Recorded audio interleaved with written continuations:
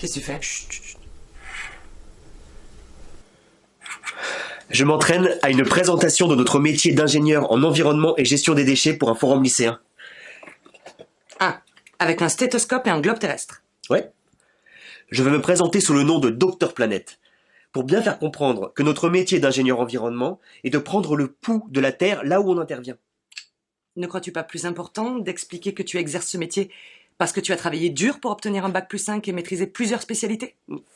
La chimie, ou la technique pour traiter les eaux ou transformer les déchets, c'était dans mon pack formation que j'ai amélioré avec la réalité de terrain.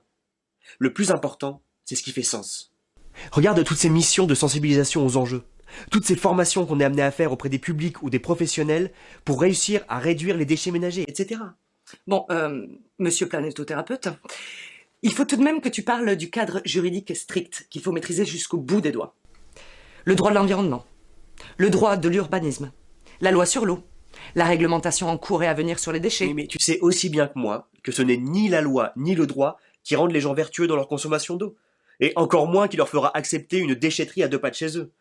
Que c'est pas la loi qui va convaincre des communes sans le sou que leurs canalisations sont vieilles, poreuses, que la déperdition en eau est effroyable, qu'installer une station d'épuration va sauver leur saison touristique. Je veux dire que ce n'est pas tout d'être un bon scientifique teinté de juridique. Il faut aussi être psychologue, communicant, pédagogue, commercial. C'est vrai que c'est le cocktail qui rend nos métiers passionnants. Et c'est ce que disent tous les professionnels du secteur.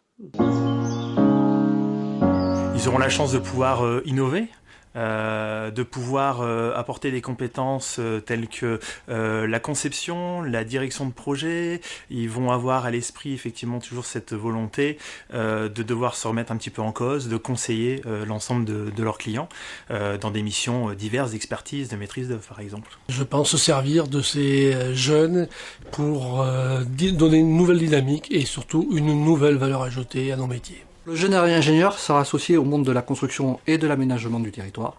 Il sera acteur et garant de la durabilité du développement dans le respect de la réglementation environnementale.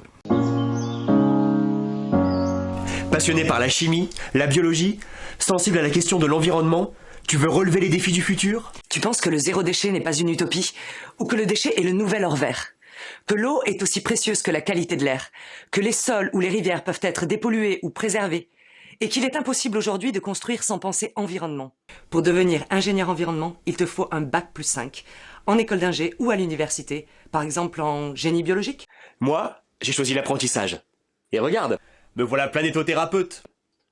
Pour en savoir plus, connecte-toi sur www.concepteurdavenir.fr. Hashtag Ingénieur, un monde à concevoir. Tu y trouveras d'autres vidéos pour découvrir le métier d'ingénieur.